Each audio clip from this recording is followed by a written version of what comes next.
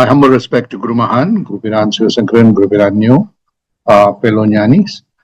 I'm going to continue the Katha Upanishad. The last time we left in the last discussion on how this teacher is explaining to the student on this nature of this cosmic self or this infinite personality that is embedded in all of us.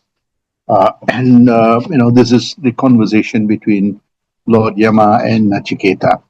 so, so we left off as how remember that Lord Nachiketa asks Lord Yama about the nature of that self, and he's gone through a whole series of explanation. And then in this passage he says, "O Gautama, I shall explain to you this subject." And the secret of this eternal Brahman is actually the cosmic self, and how and what happens if you understand that, what you will know the nature of our own personality. So he says two things that I want to explain to you. He says the nature of that Brahman or the cosmic self, and how one can know it or become aware of it and attain it. And, and the second thing is that once you know it, then the answer to that phenomena called death, it becomes very clear, right? So he says that this is actually a mystery that human beings have been trying to grapple with. And some people have some ideas, and most of it is very theoretical. So he's then said to Lord Yama says to Nachiketa that only somebody who's well trained to understand, to be aware of it, will know the true nature of self, and also what happens to that phenomena of death. And for this, he says that, of course, in the earlier passage, he says that one needs to have the deep introspection, contemplation, reflection, and that intensive meditational practice. So he says that, those, when he talks about, those who are enlightened, this mystery is no more mystery. It's actually a mastery of that self. When you master that self, you understand what that nature of that self is. And he's going to explain this. And you'll see why this is really important, because it affects every facet of our lives. So here he goes on to say, in this passage, he explains that the mind is a superior to the sense organ, right? And he goes on to explain that, some of the embodied soul, which he describes here in the passage 7. He says that it depends on people's understanding and knowledge. And he says that, when one understands this, you see that change is the only constant, as how we assembled our body from nature, from conception right up to our dissolution of our body. And you see that nothing is wasted, everything goes on to be able to create, the next phase of development. So what he's explaining is that this birth and death is part and parcel of this constant, permanent aspects of this material world. He says that, of course, when we have both inanimate and animate objects in this material world. A lot of the things that we have inanimate, the minerals and so on, we make up of our body. And we also, that is very vital for us to experience this material world. And in that experience, we have that sentient being, or what we call soul. And when the body expires, this body disintegrates. It becomes trees and other bodies. And so here he's explaining this transformation that happens in this material world, because that's the law, the physics of this material world, where everything is constantly changing, but within that constant, there is a permanency. And we know in basic physics that we studied that we have that potential energy, And we also have the dynamic energy that is continuously changing, which we call kinetic energy. So we see that the human personality, the human physical form goes through that evolution. One point, we vegetables, we consume the vegetables and it becomes part of our body. Eventually, when our body disintegrates, you see that all that nutrients are absorbed by many, many, many things from insects to plants to everything else. So he's explaining this phenomena in this passage that, in this constant change of birth and death, there is a permanency, right? So while and if you think very carefully, many of us, when we look at the albums of our photos, we see that our body was something else when it was 5 years old or 10 years old or 15 years old. And over time now, you're probably 50, 55, 60, and you see that the body, the person physical form has changed. But the person that is dwelling in that physical form is still the same. But the experiences that is accumulated, it understands those change. Yes, at 5 years old, this is how I was, 10 years old. So what he is describing is this knowledge of permanency and that impermanent thing. So within that impermanent thing, there is something permanent. If the mind hold on to the impermanent thing, which is the material body, the mind goes through that fluctuation. But when the mind holds on to the permanent thing, that unchanging substratum, the mind understands that change better. So he's explaining this in the next few passages. He explains this, right? Now, I'll come back to this whole notion of the changing world and the changing substratum and the unchanging substratum, and why that duality is so important. Because if you understand that unchanging world, that's what we mean by truth. Truth is something that is unchanging. And if the mind is anchored on that, then it understands all the changes that are happening in this world and not affected by it. Right? And this is what the next few passages is going to explain. Right? So he's explaining here that what happens to the individual after death, his death, all those things. A good example is that you see great saints and sages, their physical form has disappeared. But that knowledge of what they have experienced and shared remains, even for thousands of years. Many of the scriptures were there more than 2,000 to 3,000 years. The people that have written it, their physical form has gone, but the knowledge remains. Right? So there is something in all of us that is permanent, and there is something in us that is changing, which goes through that birth, sustaining for a short while, and dissolving. And we need to understand that. That is why he says those who know it, those who master it, will see that this is no more mystery. Right? So he goes on to explain what is this immortal soul in this passage. Beautifully, he explains that. As I said, that is that permanent and impermanent, that duality, right? And that tells us a lot of our understanding of the Sukha Dukkha cycles and the transcendental nature of who we are. So in here, he says that when all beings are asleep, there is something awake, right? Think about it very carefully, right? As I keep telling that in deep sleep, we are awake, we are aware. In deep sleep, what happens? Think about what happens. The whole material identity disappears, but something in you says, wow, I was not present. When I say I was not present, means that my material personality was not there to witness this material world. So there must be something that gives you that experience of that permanent thing, and yet that impermanent, I'm not there. that I am not there means my material personality is not there. So he's trying to explain this immortal soul or the cosmic self.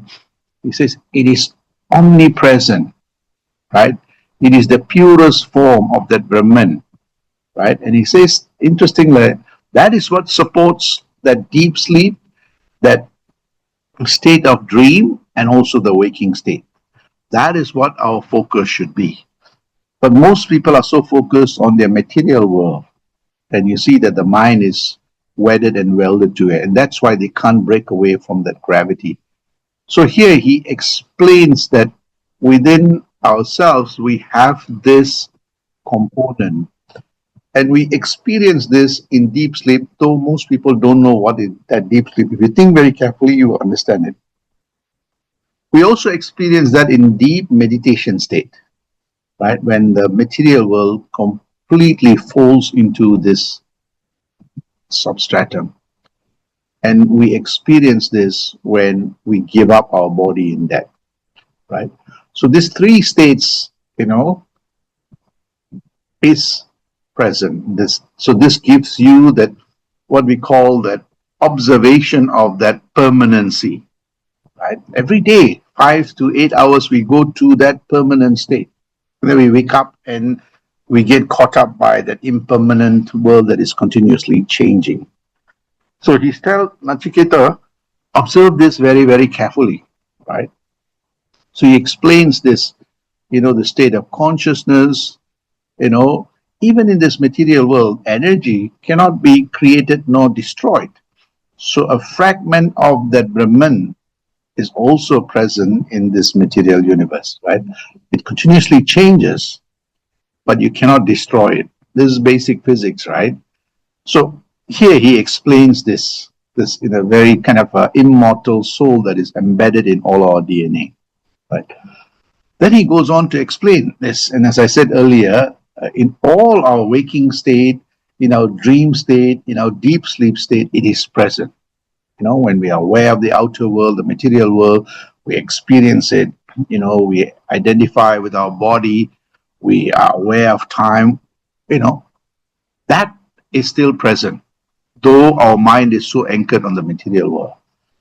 In the dream state too, it is there. The awareness is inward, right? We have all this kind of thoughts that are still fragments of our thoughts that are running. This is the subtle body identification. And in the deep sleep state, as I said earlier, that we are aware of that unmanifest. Unmanifest means that the material identity is not present, the non-material identity, right? So no objects, no dreams, no duality, no time, nothing, right? So our whole material identity disappears. In all of that state, he says that divine self is present, right? And how would one know this, right? And ordinary human beings don't know this. Only those who introspect, contemplate, reflect, and meditate will know this.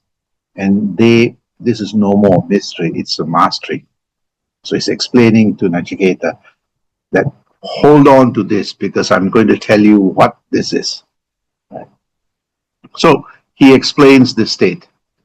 Then he says, he gives him examples, right? He says that when this universe started, it started off with this fire, the Hiranyagarbha, the fire. And that fire is imprinted in everything from atoms to molecules to galaxies to planets. That is at the core of everything. The same fire manifests in the most smallest of the smallest and the biggest of the biggest. So if you see that Big Bang, which is, 13.8 billion years, that is, and through this, expansion of our universe, our Earth was born. Within the core of the Earth, the same fire is there. Within the core of all elements, that fire is there. Within the core of every cell, the fire is there.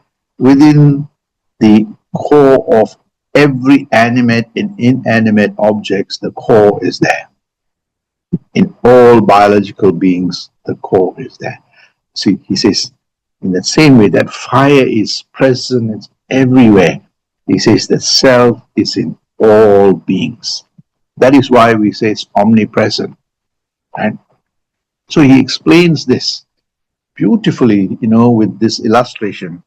And I put some pictures to give you that kind of a vivid understanding of this very simple, subtle point that is Nachiketa is being taught by Yama.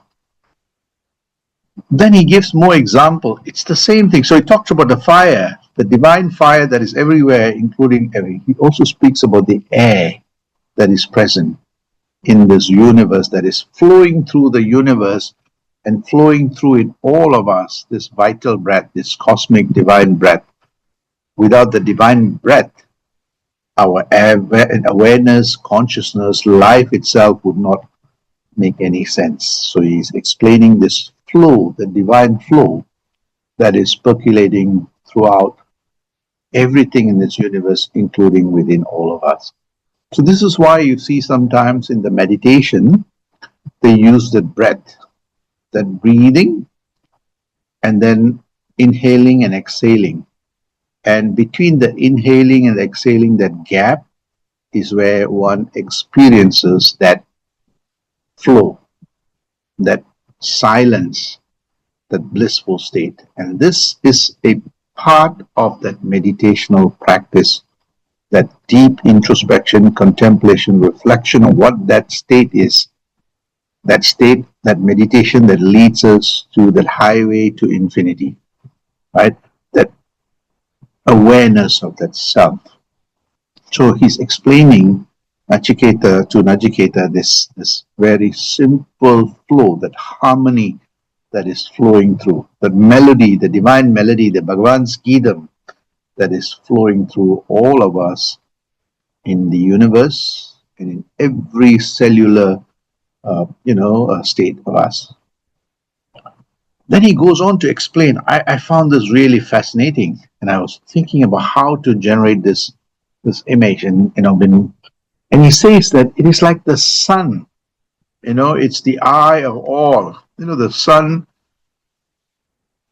sends its radiation through to everything in our galaxy, right? And there are millions and millions and millions of suns that do this.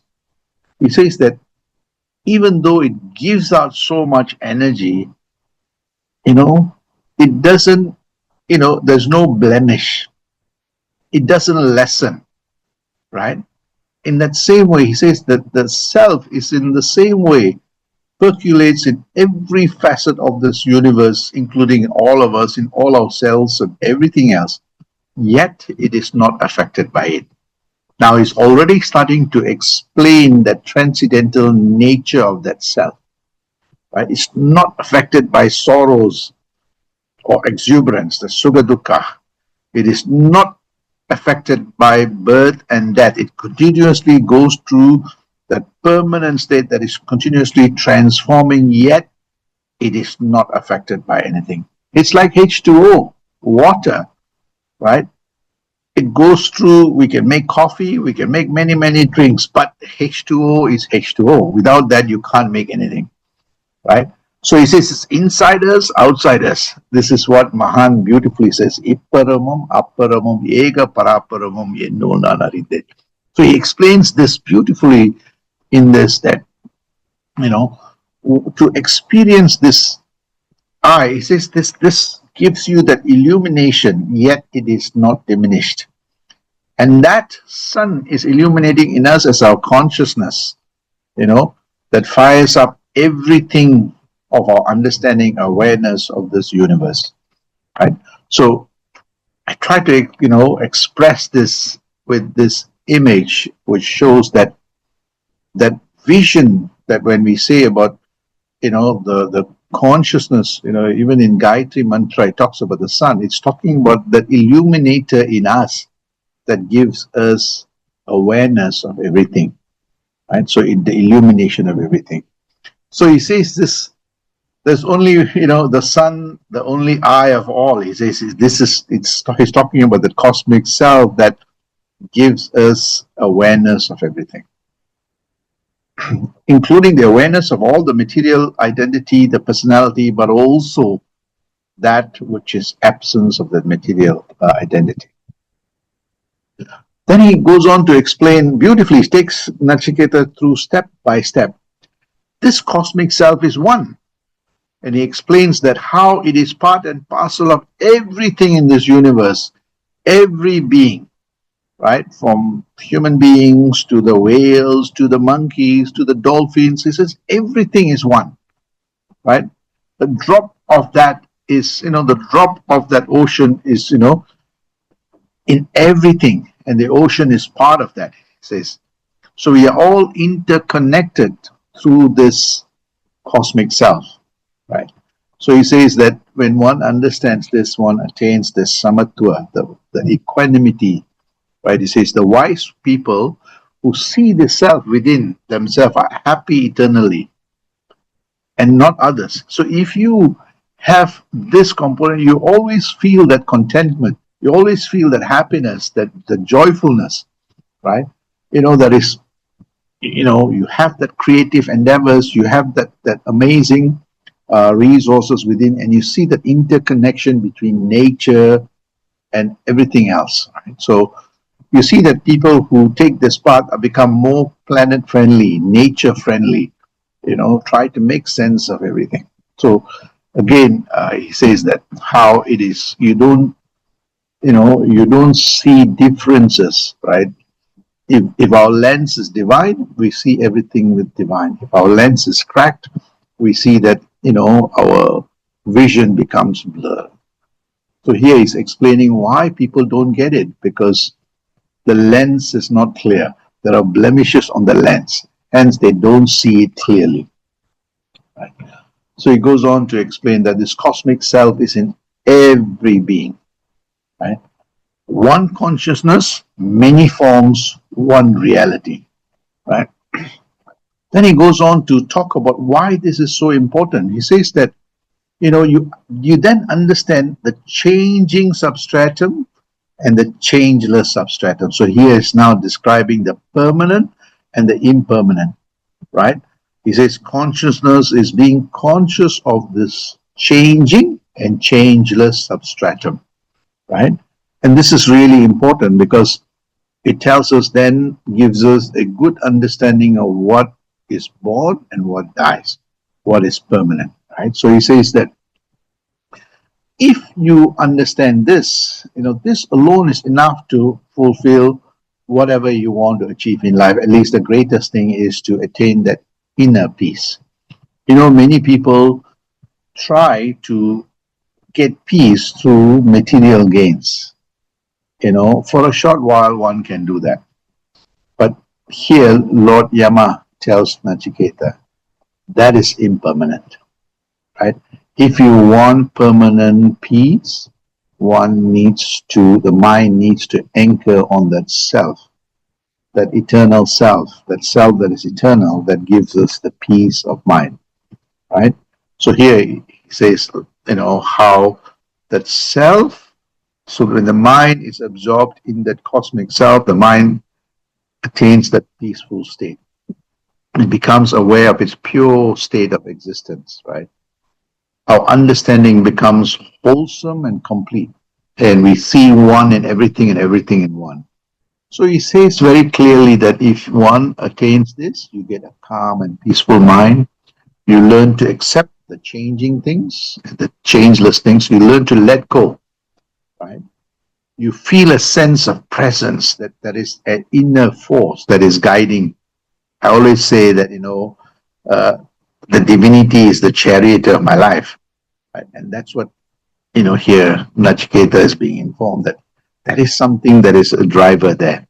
There's a sense of gratitude that, one attains, wow, though I'm infinite, I have the privilege to experience that finiteness. Right? So it's like someone who has never been to Canada and he gets a chance to go to Canada on a winter, and it's experienced the first winter, the smell of pine and that amazing experience.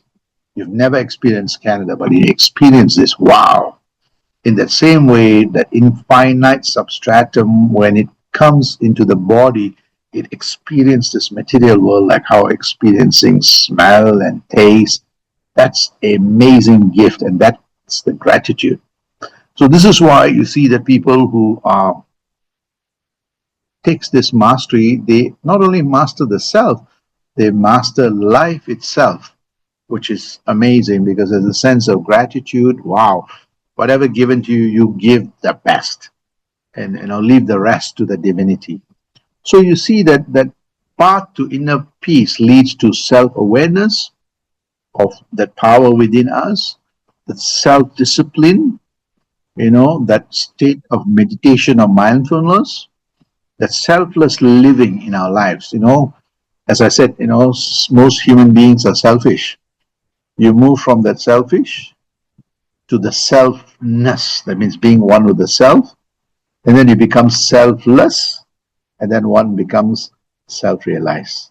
So Lord Yama is taking Nachiketa through this evolution, and you have that love and compassion for everything, starting with yourself. So he says the benefit of this is actually you have unshakable peace.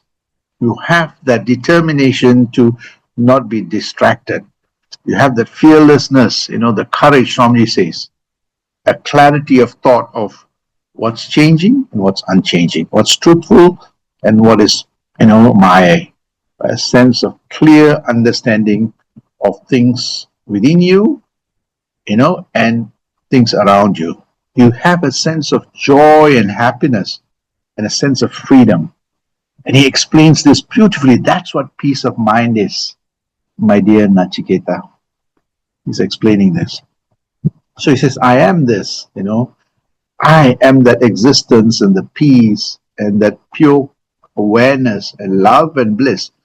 And if you see that, people who are in this state, you see that they have amazing, amazing personality, always positive, always, okay, let's, uh, keep pushing to learn new things, right?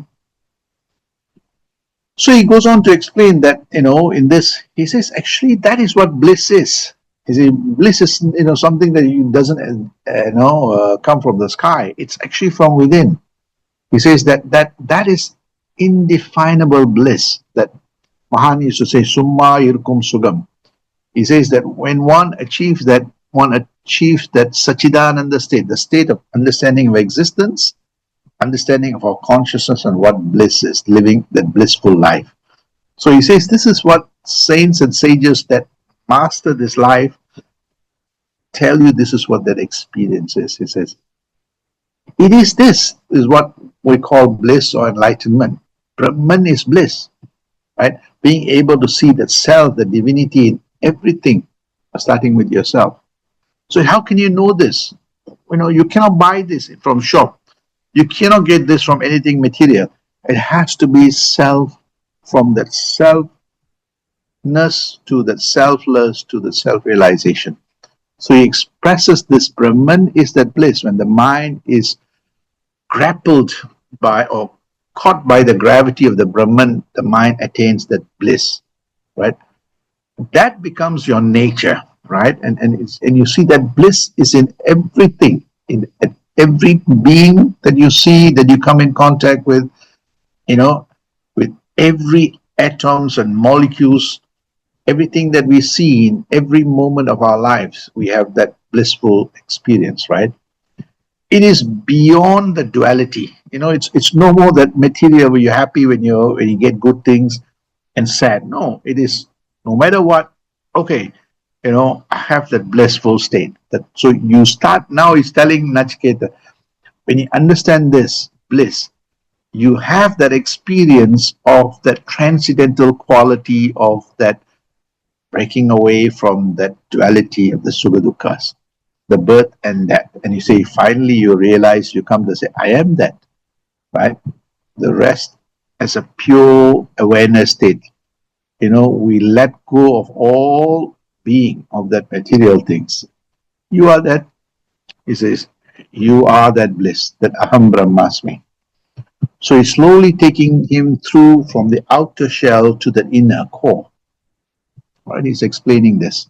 And this is what that Sachidananda state he's explaining. Then he goes on to explain that Brahman self, not only in yourself, that shines if the mind is able to resonate with that Brahman or the self, everything shines with that. Everything that you see, you hear becomes that. He says the Brahman or the presence of the Brahman, the sun does not shine because of the moon. You don't be happy because you get all these material things. But the Brahman shines in everything else. You see, people get happy when they get something nice or they get accolade or this and that. He says that's not Brahman.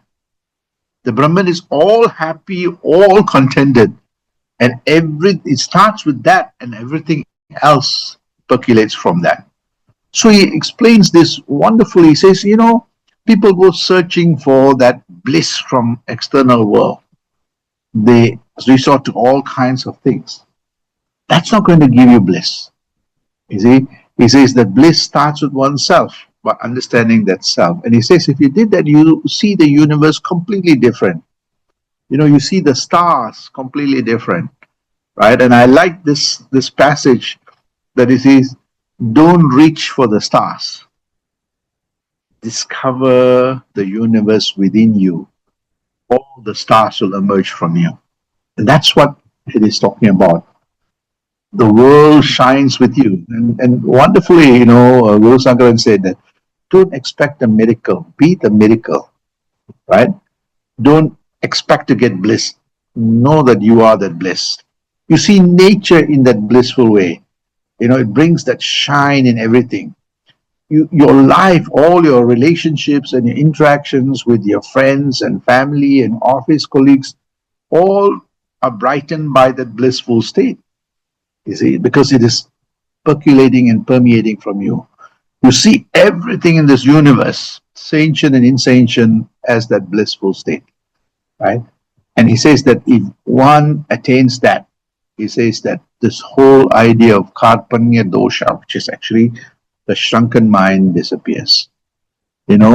How ignorance is, disappears. When the sun comes out, the dew on the grass evaporates.